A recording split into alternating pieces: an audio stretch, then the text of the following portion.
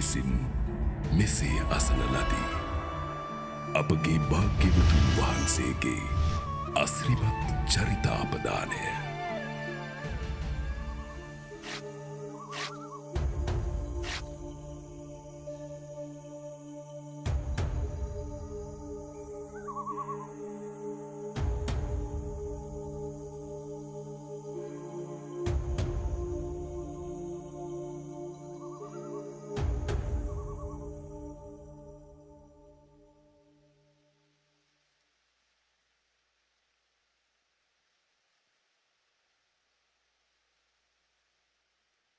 අහිංසක තම මව ඝාතනය කිරීමේ ආනන්තරීය පාපකර්මය කරගතහොත් මේ ජීවිතයේ නිවන් දකින්නට තියෙන වාසනාව නැති වී යනවා.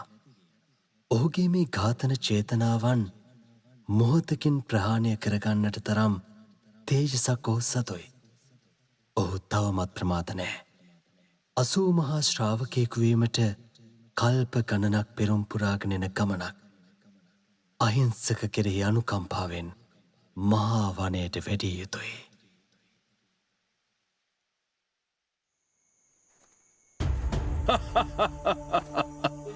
මම මිනිසුන් මරා ඇඟිලි 999ක් එකතු කරගෙන අවසానයි. දැන් ඉතින් මට අඩු එක ඇඟිල්ලක් විතරයි. මම ඇඟිලි 1000 සම්පූර්ණ කරගෙන ආචාර්යතුමාට ගුරු පඬුරු දෙනවා.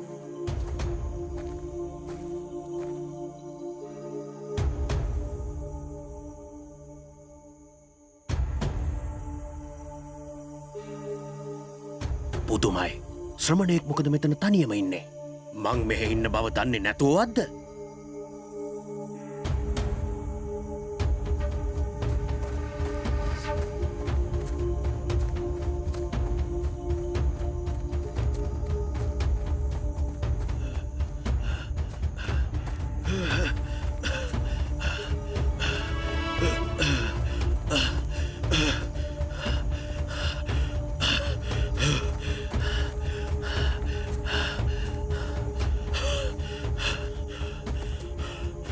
පුදුමයක්. මේ ශ්‍රමණය ශාන්ත ගමනින් යනවා. කොච්චර ශක්තිය යොදලා තිව්වත් ඇයි මට ලං වෙන්න බැරි?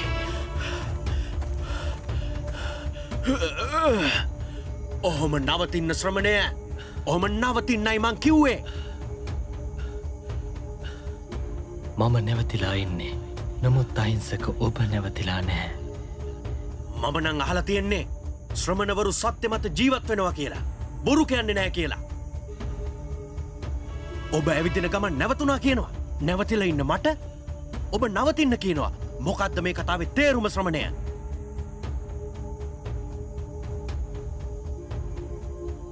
අහිංසක මම නැවතිලා ඉන්නේ. මම සියලු සත්වයන් කෙරෙහි දඬු මුගුරු අත්හැරලා ඉන්නේ. කාය සුචරිතයෙන් යුතුව දයාවෙන් වාසය කරන්නේ. නමුත් ඔබ ලේ තැවරුණු අත් ඇතිව දඬුමුගුරු ඔසවාගෙන හිංසා කිරීමට ලැජ්ජා නැතුව සතුන් කෙරෙහි දයානුකම්පාවෙන් තොරව කාය දුෂ්චරිතයෙන් වාසය කරන්නේ. ඒ නිසා අහිංසක ඔබ නැවතිලා නැහැ.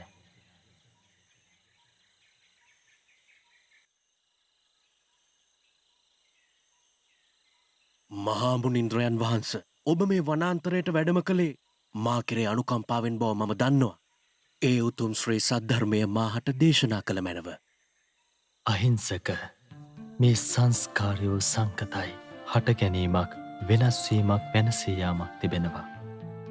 යම් කෙනෙක් අප්‍රමාදීව මේ උතුම් නිවන් මගේ හැසිරෙමින් සෝතාපන්න ඵලය සාක්ෂාත් කළහොත් දුගතියේ ඉපදීමට සිදුවන සියලු කර්ම ක්ෂය වී යනවා. යමෙක් නිවන් මඟ සම්පූර්ණ කොට මේ ජීවිතයේදීම මුළුමනින්ම උතුම් වූ අරහත් ඵලයට පත්වුවහොත් විඳවන්නට තිබෙන යම් විපාකයන් නැද්ද? ඒ සියලු විපාක මේ ජීවිතේම විඳවා ඉතිරි නැතිව අවසන් වනවා.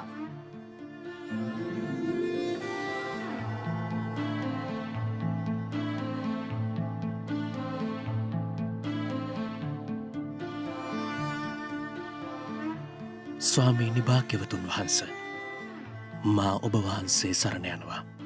මා හටද මේ බුද්ධ ශාසනයේ පැවිදිවීම සඳහා උතුම් පැවිදි උපසම්පදාව ලබා දෙන සේක්වා. එසේ නම් මා විසින් නොබාට මේ උතුම් සසුනේ පැවිදි උපසම්පදාව සඳහා අවසරය ලබා දෙනවා.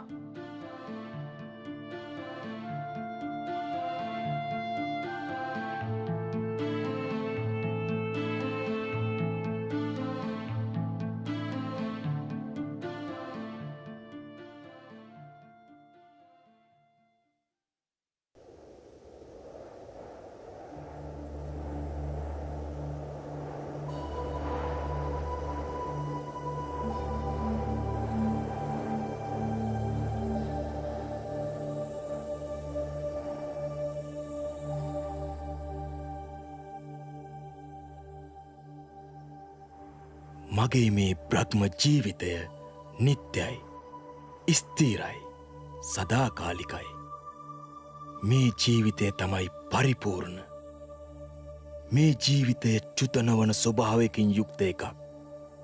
නොඉපදෙන නොදිරන චුත නොවන ස්ථීර ජීවිතයක්. බක බ්‍රහ්මයා දැඩි මානය නිසා මිත්‍යා දෘෂ්ටියක බැසගෙන ධර්මය අවබෝධ කිරීමට පිනක් තිබෙනවා. ඔහු කෙරෙහි අනුකම්පාවෙන් මා එහි දැන් වැඩිය යුතුයි.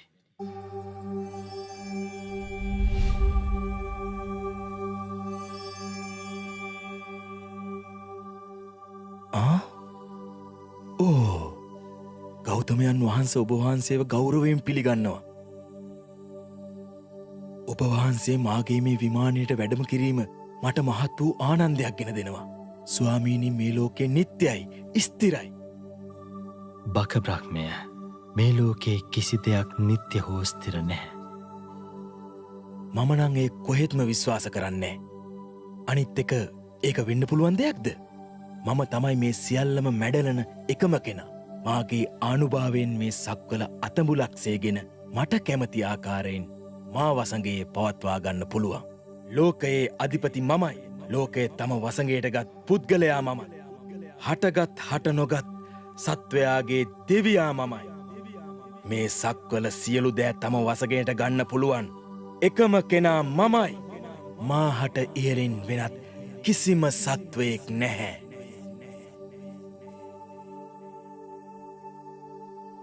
බක බ්‍රහ්මය, ඔබ අවිද්‍යාවට හසු වෙලා ඔබ අවිද්‍යාව තුළ ඉඳගෙනම අනිත්‍ය වූ දෙයක්මයි ඔබ නිත්‍යයි කියා පවසා සිටින්නේ. අස්තිර වූ දෙයකුයි ඔබ ස්ථිරයි කියා සිටින්නේ. එය එසේ විය නොහැකි. ඔබගේ අදහසේ තථාගතයන් වහන්සේගේ අවබෝධයේ සැසඳිය නොහැකි වූ වෙනස්කමක් තිබෙනවා. අනන්ත වූ බලයෙන්ද යුක්තයි. හොඳයි. එහෙනම් මා තුළ වූ අසාමාන්‍ය බලය මා දැන් ඔබට පෙන්වන්නම්.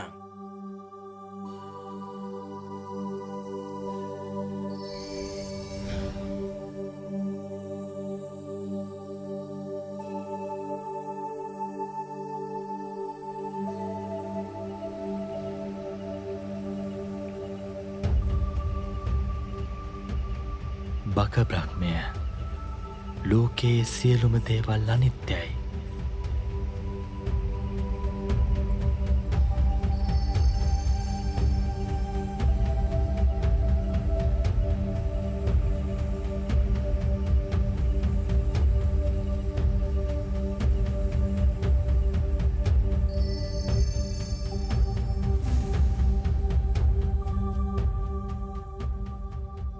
බක බ්‍රහ්මය, ලෝකයේ කිසිම දෙයක් තමුන්ට කැමති පරිදි පවත්වන්නට බෑ.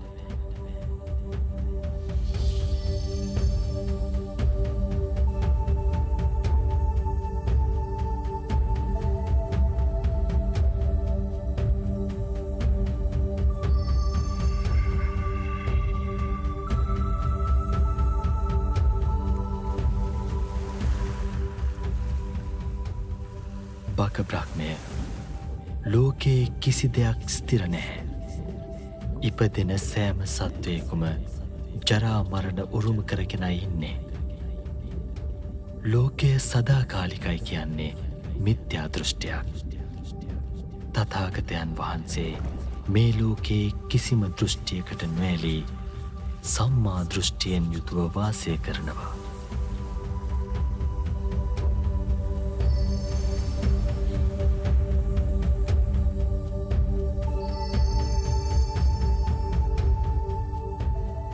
භාග්‍යවතුන් වහන්ස ඔබ වහන්සේ මහා ඉර්දි බලයෙන් සමන්විත බව පේනවා. නමුත් මේ ලෝකයේ මා අතඹුලක්සේ දකිනවා. මට නොපෙනී කිසිවෙකුටත් සැඟවෙන්න බැහැ. මම තමයි මේ ලෝකයේ තියෙන සියලුම බලය පාලනය කරන්නේ.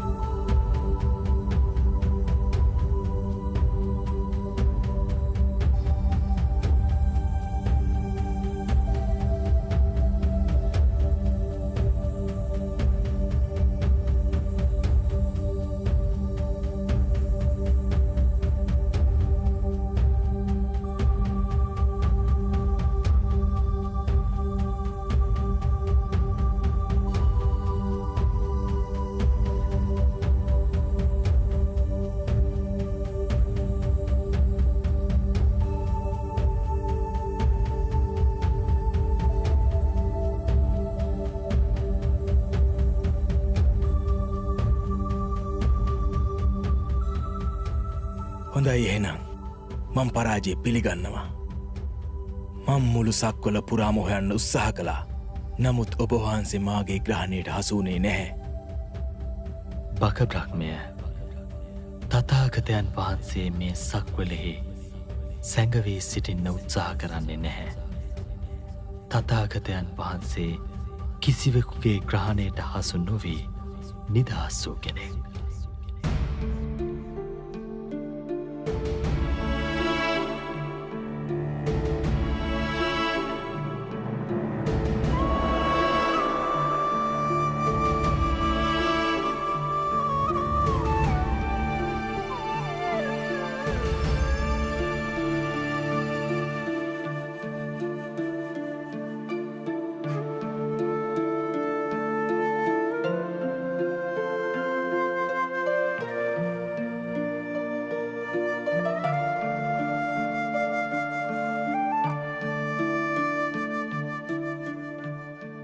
භාග්‍යවතුන් වහන්ස ඔබ වහන්සේට නමස්කාර වේවා.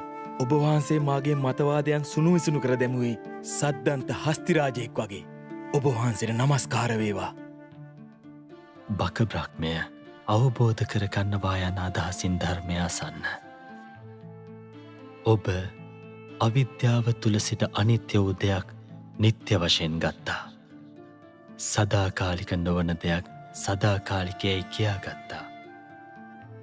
අස්තිර වූ දෙයක් මම මගේ ආත්මයයි කියාගත්තා. නමුත් මේ කිසිම දෙයක් තුළ ස්ථිර වූ දෙයක් නැහැ. ඒ නිසා මෙසේ නුවණින් විමසන්න. මම කර්මය දායාද කරගෙන, කර්මය ඥාතියා කරගෙන, කර්මය උප්පත්ති ස්ථානය කරගෙන, කර්මය පිළිසරණ කරගෙනයි ඉන්නේ. මම කර්මයෙන් නිදහස් වෙලා නැහැ. මම වපුරන්නේ යම් දෙයක්ද මම නෙලන්නේ එයයි. කර්මය යනු චේතනාවයි.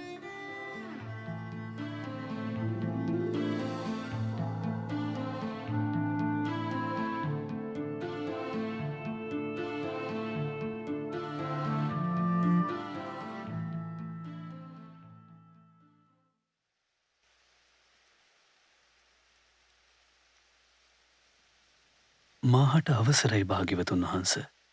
ඔබ වහන්සේ මහත් වූ කායික දුක් වේදනාවකින් යුක්තව වැඩ සිටින බව පේනවා. නමුත් ඔබවහන්සේ ඒ වේදනාවන් ඉවසාවදාරනවා. ස්වාමීනි ඔබවහන්සේ මෙසේ සිටින විට මගේ කාත් හිරවෙනවා වගේ මට තේරෙන්නේ.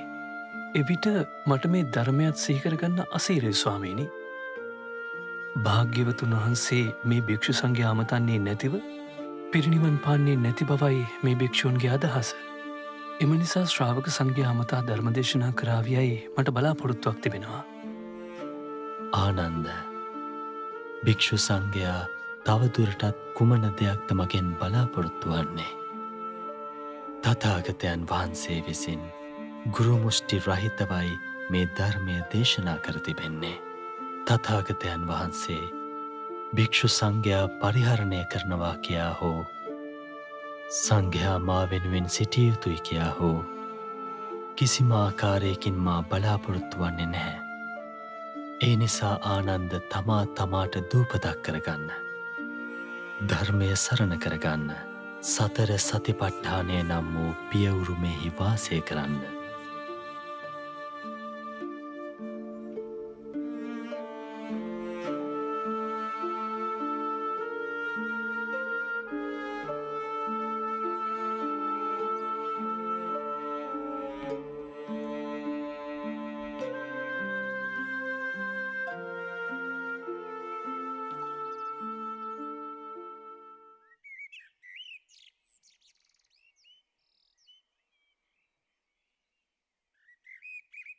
ආනන්ද විශාලා මහනුවර රමණීයයි චාපාල චේතියත් රමණීයයි. යම් කෙනෙක් සතර එර්දිපාද මනාව ප්‍රගුණ කර ඇත්නම් ඔහු කැමතිනම් ආයුෂ කල්පයක් හෝ ඊට වැඩි කාලයක් ජීවත් විය හැකි. තථාගතයන් වහන්සේ එර්දිපාදයන් මනාව ප්‍රගුණ කරලා ශ්‍රමණ ගෞතමයන් පවසනවා උන්වහන්සේට ආයුෂ කල්පයක් වුණත් වැඩ සිටින්ට පුළුවන් කියලා. මේ වෙලාවේ මං ආනන්දගේ සිත වසා නොගත්තොත් තව ආයුෂ කල්පයක් වැඩ සිටින්ට කියා ආනන්ද උන්වහන්සේට ආරාධනා කරයි. එහෙම වුණොත් තව බොහෝ පිරිසක් ධර්මය අවබෝධ කරගනි. ආනන්ද ශ්‍රමණ ගෞතමයන්ට ආරාධනා කරන්න කලින් ඔහුගේ සිත වසාගත යුතුයි.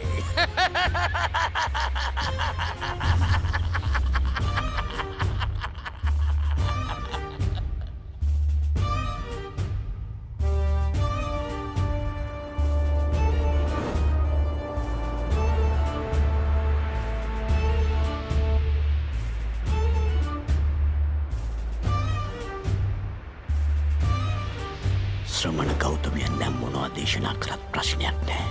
මං ආනන්දගේ සිත දැන් හොඳින් වසාගෙනයි සිටින්නේ.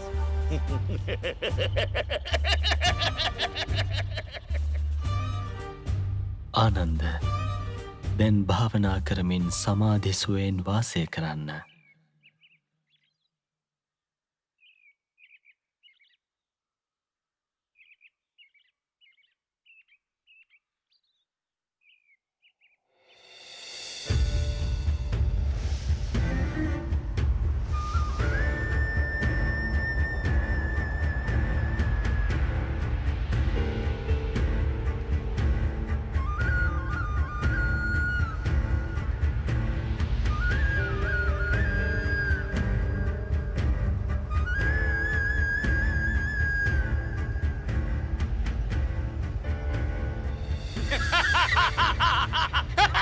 ශ්‍රමණ ගෞතමයනි මට මතකයි ඔබ දේශනා කර තිබෙනවා. මාගේ සිව්වනක් පිරිස මේ ධර්මය තුළ වියක්ත විනීත විශාරද බහුශ්‍රෘත ඒ වගේම ධර්මදර වනතුරු ධම්මානුධම්ම ප්‍රතිපදාවෙන් යුක්ත වනතුරු වන්නා වූ වැරදි මතවාදයන් කරුණු සහිතව විග්‍රහ කොට බැහැර කිරීමට දක්ෂ වනතුරු මේ බුද්ධ ශාසනය හොඳින් ස්ථාවරව දෙවි මිනිසුන් අතර ප්‍රකට වනතුරු ඔබ පිරිනිවන් පාන්නේ නැහැ කියා. නමුත් මේ බුද්ධ ශාසනය දැන් දෙවි මිනිසුන් අතර ප්‍රකට නිසා ඔබ වහන්සේ පිරිනිවන් පානසේක්වා.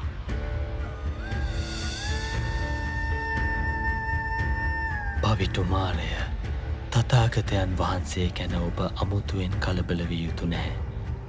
අදින් මාස 3ක් ගෙවුණු තැන තථාගතයන් වහන්සේ පිරිනිවන් පානවා. හොඳයි එහෙනම් එසේ කරනු මම බලාගෙන ඉන්නේ.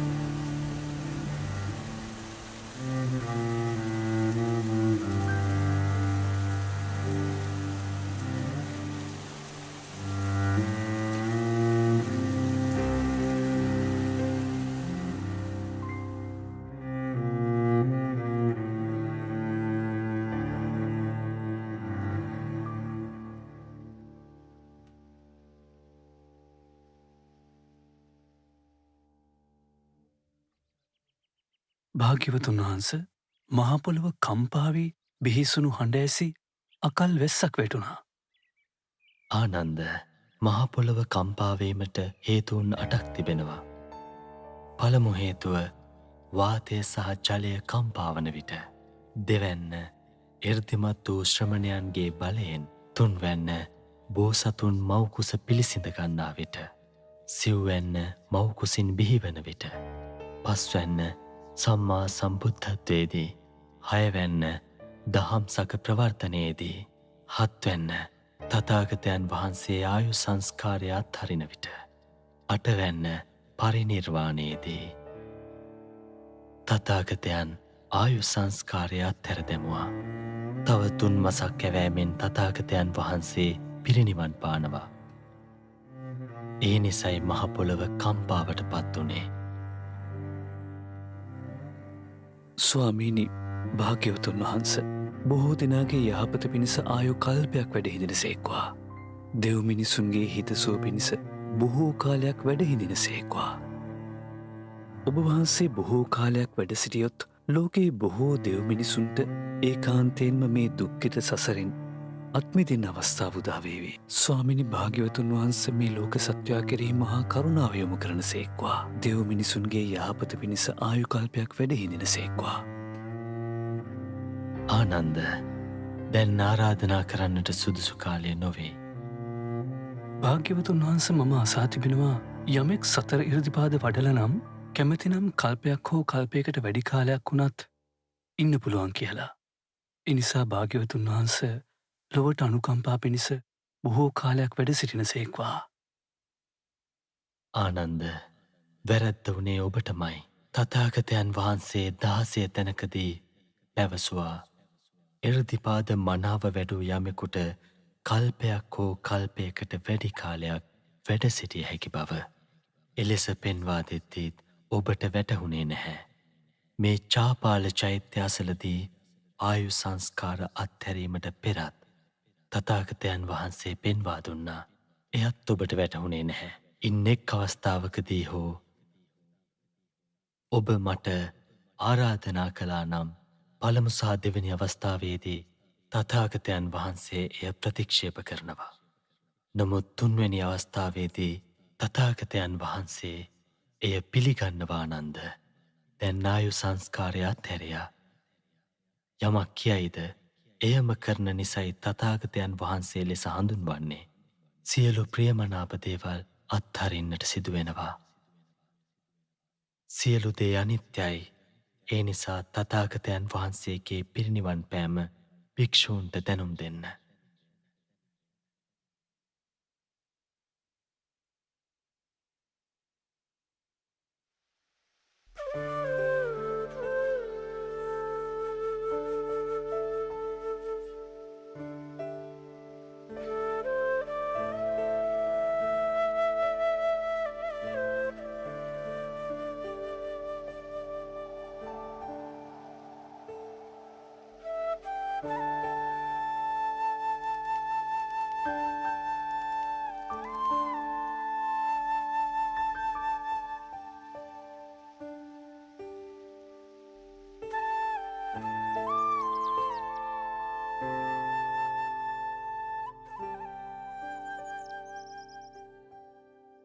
පින්වත් චුන්ද නුවණැති ශ්‍රාවකයා විසින් නිකෙලෙස් මුනිවරුන් ගැන පැහැදීම ඉතා වැදගත්. සීලය තුළින් කය වචනය සංවර කළ යුතුයි. සමාධිමත් සිතක් ඇති තැනැත්තා ලෝකයේ ඇති යථා ස්වභාවය නිවැරදි ලෙස අවබෝධ කරගන්නවා. භාග්‍යවතුන් වහන්ස ඔබවහන්සේ මාගේ අඹවනේ වැඩ සිටිනවා කියා මට දැනගන්න ලැබුණා. ඒ නිසයි මම දහම් අසන්නට ආවේ. අද පටන් මම භාග්‍යවතුන් වහන්සේ සරණ යනවා. ඔබවහන්සේ මාහට අනුකම්පා කරන සේක්වා. දානය සඳහා හෙටදිනේ මාගේ නිවසට මහා සංඝරත්නය සමඟ වැඩම කරන සේක්වා.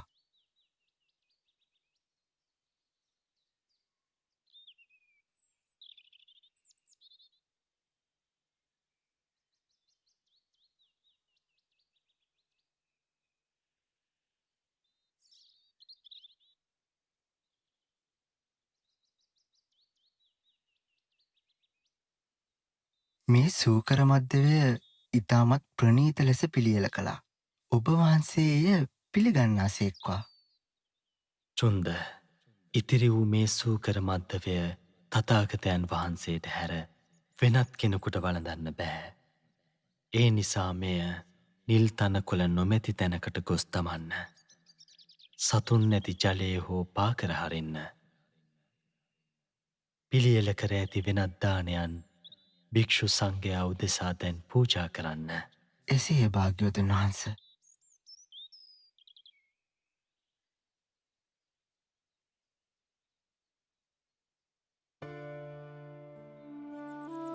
ආනන්ද තථාගතයන් වහන්සේට වැළඳී ඇති ලෝහිත පක්ඛන්දිකා රෝගයේ අඩුවීමක් නැහැ. ඒ නිසා අපි කුසිනාරාවට වැඩම කරමු. පරිනිර්වාණයට කාලය ළඟා වෙනවා.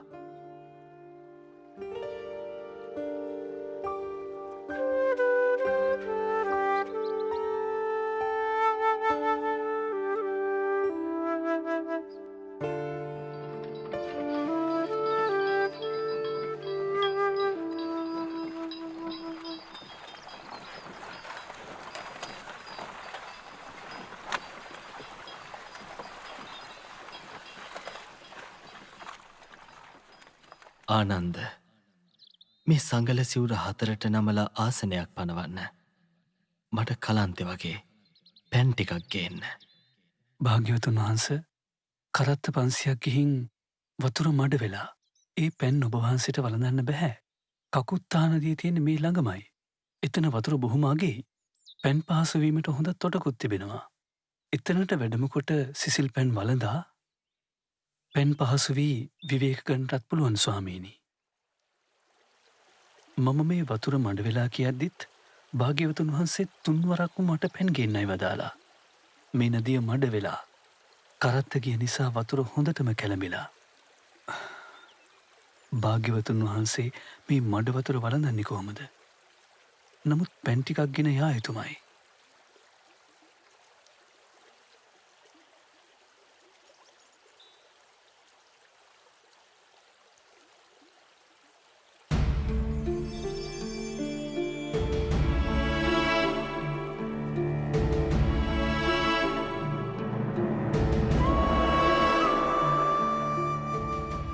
අසිරියක් බුද්ධානුභාවයෙන් මේ මඩවතුර පිරිසිදු වුණා.